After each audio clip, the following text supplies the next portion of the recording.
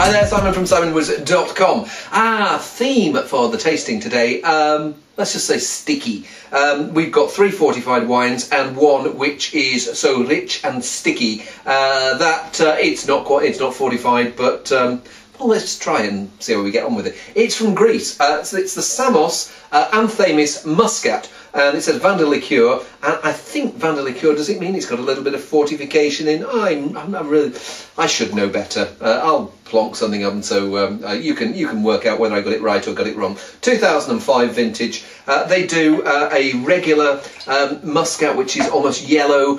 They do something called nectar, which is almost brown, and this is about halfway in between. Maybe tawny is a colour to call it, but maybe we'll hold off of that for wine number 2.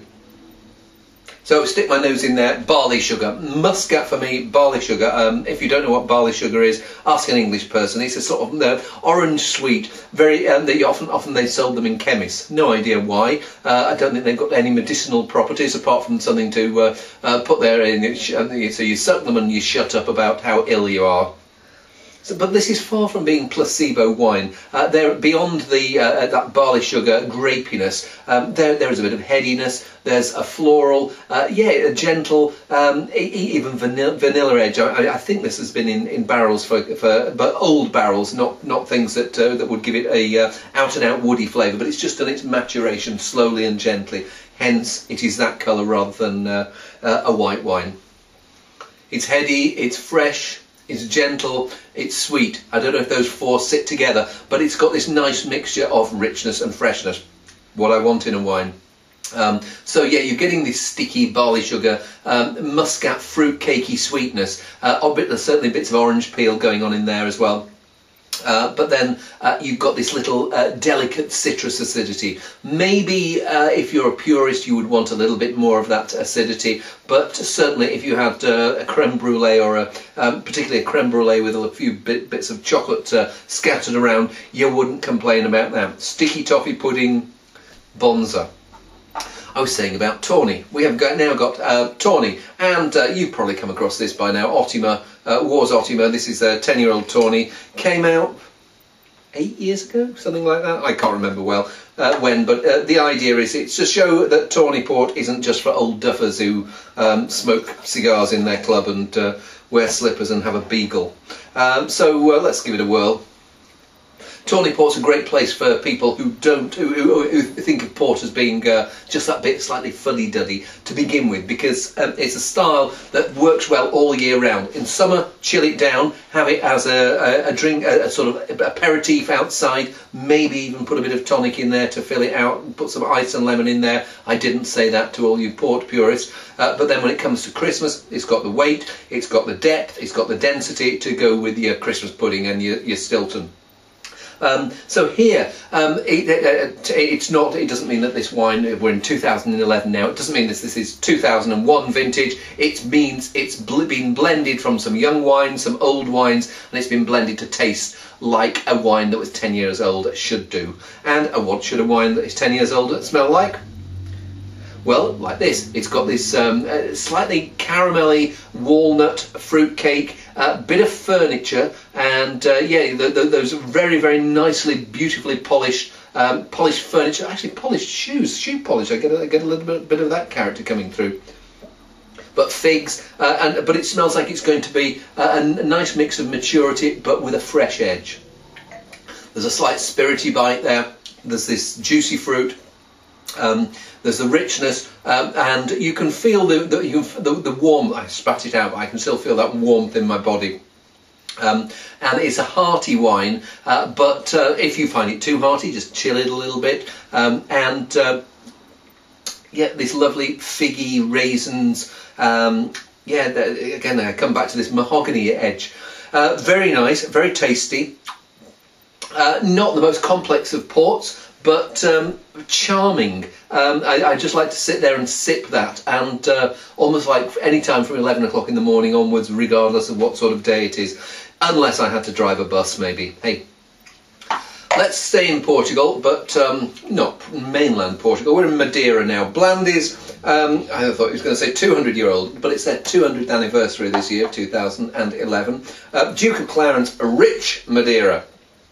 So it's Richmond if it says rich rather than... there are some Madeiras that are labelled according to grape variety. You might see Verdelho, Boal, Cercial, Malmsey. If it just says rich on there, it's probably made from a grape called Tinta Negra Mole, and rich means it's the sweetest style.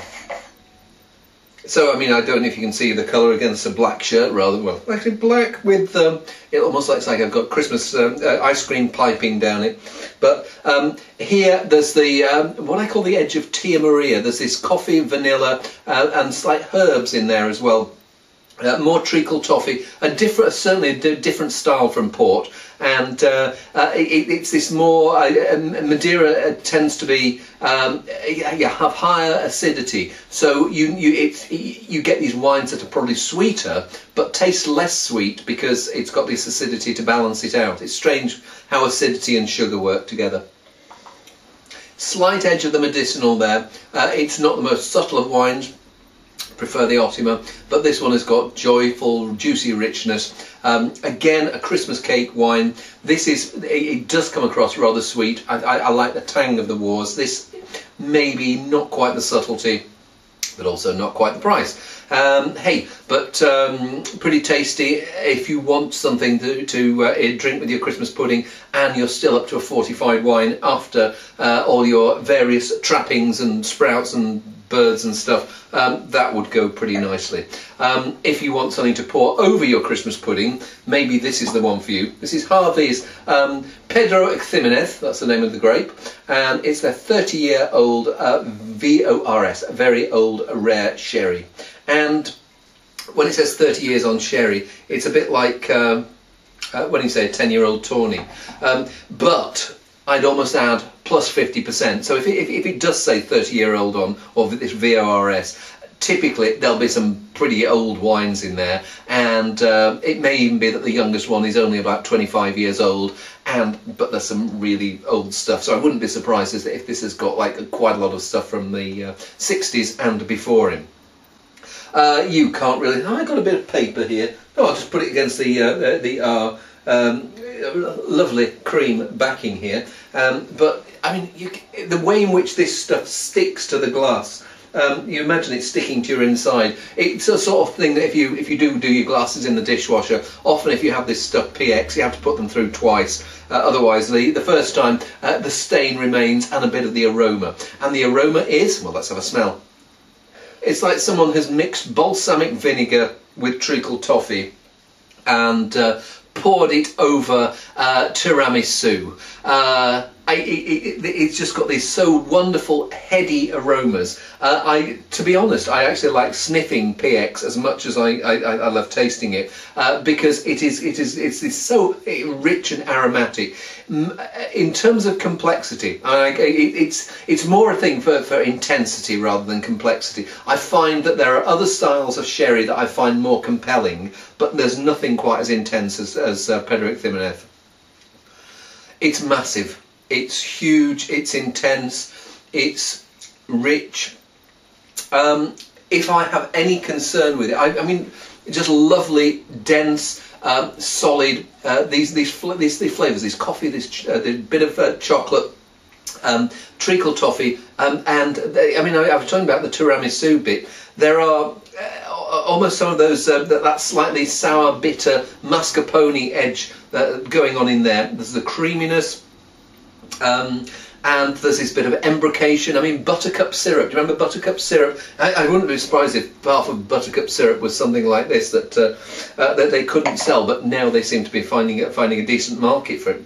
But it's got that same effect in your mouth. It feels like something that would do you if you had a bad cough. A glass of that would make you feel rather good. Problem is, if I have a problem with it, it's almost too intense, too rich, too sweet for its own good. And I find myself with PX thinking, how much of it do I want to drink? A bottle like this, is it a half litre? It's a half litre. I mean, a half litre, you could almost get round a table of 16 with a half litre, because that much is really all you need to appreciate it. As I say, it smells great. and it sticks to the glass. Maybe half of it actually sticks to the glass if you dole it out into too many glasses. But it's a fabulous style of wine. Nowhere else comes close to it. Maybe the closest are things like Old Rudglen Muscat, but there it's as good, but it's different. This is just unique. It's PX, and it's pretty tasty. Go out and buy some of this Christmas. See you soon.